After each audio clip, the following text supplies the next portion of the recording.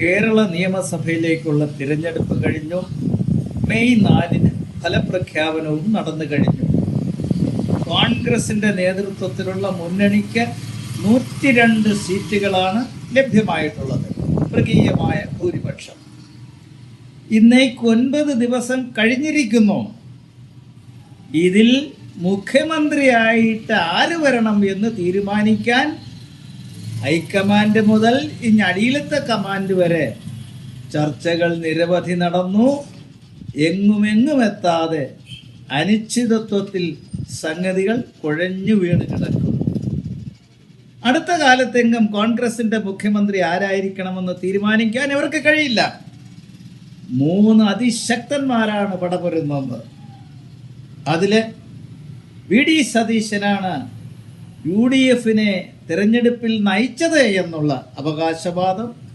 അതോടൊപ്പം തന്നെ UDF-ലെ കോൺഗ്രസ് കഴിഞ്ഞാൽ ഏറ്റവും വലിയ ശക്തിയായ മുസ്ലിം ലീഗിന്റെ പിന്തുണയുണ്ടെന്നുള്ള വാദം. പക്ഷേ ഹൈക്കമാൻഡിന്റെ പ്രിയങ്കരൻ KC വേണുഗോപാലാണ്. അയാളെ കളഞ്ഞിട്ട് ഹൈക്കമാൻഡിന് മറ്റൊരു തീരുമാനമില്ല. രമേശ് ചെന്നിത്തല പാവം എന്തുകൊണ്ടും മുഖ്യമന്ത്രിയാകാൻ അർഹതയുള്ള ആള്, ഭരണപരിചയമുള്ള ആള്, പ്രസ്ഥാനത്തിൽ എത്രയോ വർഷങ്ങളായി പ്രവർത്തിക്കുന്നയാള്. പക്ഷെ അദ്ദേഹവും ഒരു മുഖ്യമന്ത്രി കാൻഡിഡേറ്റായിട്ട് തിരഞ്ഞെടുക്കപ്പെടാൻ ഉള്ള സാഹചര്യം ഉണ്ടായില്ല. അപ്പോൾ ഈ സന്ദർഭത്തിൽ എനിക്ക് പറയാനുള്ളത്, UDF-ലെ ഘടകകക്ഷികൾ ഒന്ന് ചേർന്നുകൊണ്ട് തൽക്കാലം കോൺഗ്രസിനെ ഒന്ന് ഒഴിവാക്കി നിർത്തുക. കോൺഗ്രസിന് ഒറ്റയ്ക്ക് 63 സീറ്റുകളാണ് ഉള്ളത്. എന്നാൽ കോൺഗ്രസ് ഒഴികെയുള്ള UDF-ലെ കക്ഷികൾക്കും സ്വതന്ത്രന്മാർക്കും ഒക്കെ ചേർന്ന് 40 സീറ്റുകൾ ഉണ്ട്. മുസ്ലിം ലീഗ് ഏറ്റവും വലിയ ശക്തിയാണ്. ആ കൂട്ടത്തിൽ മുസ്ലിം ലീഗിന്റെ നേതൃത്വത്തിൽ UDF-ലെ മറ്റ് ഘടകകക്ഷികളെല്ലാം കൂടി ചേർന്നുകൊണ്ട് മാർക്സിസ്റ്റ് കമ്മ്യൂണിസ്റ്റ് പാർട്ടിയെയും CPI-യെയും സമീപിക്കുകയാണ് എങ്കിൽ അവർക്ക് 2 കൂട്ടർക്കും കൂടി 26 + 8 34 സീറ്റുണ്ട്. അങ്ങനെ വരുമ്പോൾ UDF-ലെ കോൺഗ്രസ് ഒഴികെയുള്ള കക്ഷികളുടെ 40 സീറ്റും കമ്മ്യൂണിസ്റ്റ് പാർട്ടികളുടെ 34 സീറ്റും കൂടി വരുമ്പോൾ 74 സീറ്റാവും.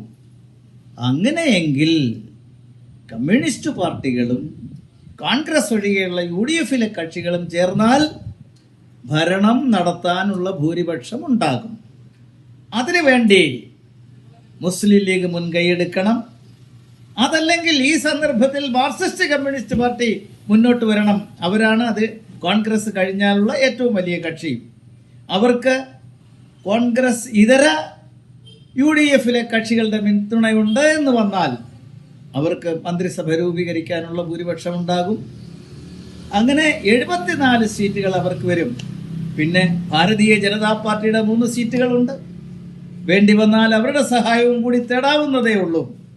അങ്ങനെയെങ്കിൽ മറ്റൊരു മുന്നണി ഈ സന്ദർഭത്തിൽ കേരളം ഭരിക്കാൻ തയ്യാറായി മുന്നോട്ട് വരണം എന്നാണ് എനിക്ക് അഭ്യർത്ഥിക്കാനുള്ളത്. തങ്ങളെ ജയിപ്പിച്ചില്ല, തങ്ങളുടെ മുന്നണി തോറ്റുപോയി എന്ന് പറഞ്ഞ് കമ്മ്യൂണിസ്റ്റ് പാർട്ടിക്ക് അവരുടെ ഉത്തരവാദിത്വത്തിൽ നിന്നും ഒഴിഞ്ഞു നിൽക്കാൻ സാധ്യമല്ല. ഇത് ജനാധിപത്യ രാഷ്ട്രമാണ്. ജനാധിപത്യ പ്രസ്ഥാനങ്ങൾ ആണിവിടെ ഭരണം നടത്തേണ്ടത്. ഇടത് മുന്നണിക്കും ആൾക്കാർ വോട്ട് ചെയ്തു എന്നുള്ള കാര്യം ഓർക്കേണ്ടതായിട്ടുണ്ട്.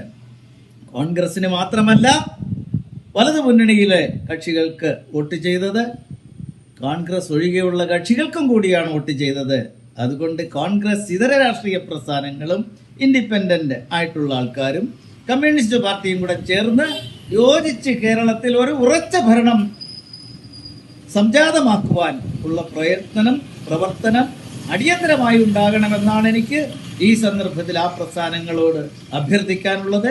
കോൺഗ്രസിന്റെ പ്രശ്നങ്ങൾ ഇവിടെ തീരില്ല. നീ മുഖ്യമന്ത്രിയെ തിരഞ്ഞെടുത്തു എന്ന് തന്നെ വിചാരിക്കുക. ആരാണ് ഉപമുഖ്യമന്ത്രി, ആരാണ് ആഭ്യന്തരമന്ത്രി, ആരാണ് മറ്റ് പ്രധാനപ്പെട്ട വകുപ്പുകൾ കൈകാര്യം ചെയ്യേണ്ടത് എന്നുള്ളതിനെ സംബന്ധിച്ച് കോൺഗ്രസിനകത്തുള്ള ആൾക്കാരെ സംബന്ധിച്ചൊരു തീരുമാനത്തിലെത്താൻ കോൺഗ്രസിന് സാധിക്കുമോ? ഒരിക്കലുമില്ല. പിന്നെ ഘടകകക്ഷികൾക്ക് എന്തൊക്കെ കൊടുക്കണം, എന്തൊക്കെ കൊടുത്താൽ അവർ തൃപ്തിപ്പെടും എന്ന് മനസ്സിലാക്കി അങ്ങനെ ഈ മന്ത്രിസ്ഥാനങ്ങൾ വിതരണം ചെയ്യാൻ കഴിയുമോ? അതും സാധിക്കില്ല. മറിച്ച് ഈ കോൺഗ്രസ് ഇതര പ്രസ്ഥാനങ്ങളും കമ്മ്യൂണിസ്റ്റ് പാർട്ടിയും കൂടെ ചേർന്ന് കഴിഞ്ഞാൽ ഇവിടെ വലിയ തർക്കങ്ങളില്ലാതെ വകുപ്പുകൾ വിഭജിച്ച് ഒരു ഉറച്ച ഭരണം കാഴ്ചവെക്കാൻ സാധിക്കും. അതാണ് ജനാധിപത്യം. അതുകൊണ്ട് കമ്മ്യൂണിസ്റ്റ് പാർട്ടികളും UDFലെ കോൺഗ്രസ് ഇതര പാർട്ടികളും മുന്നോട്ട് വന്ന് മന്ത്രിസഭ രൂപീകരിച്ചാൽ മന്ത്രിസഭ രൂപീകരിച്ച് കേരളത്തിലെ ജനാധിപത്യം സംരക്ഷിക്കണം എന്നാണ് എനിക്ക് അഭ്യർത്ഥിക്കുവാനുള്ളത്.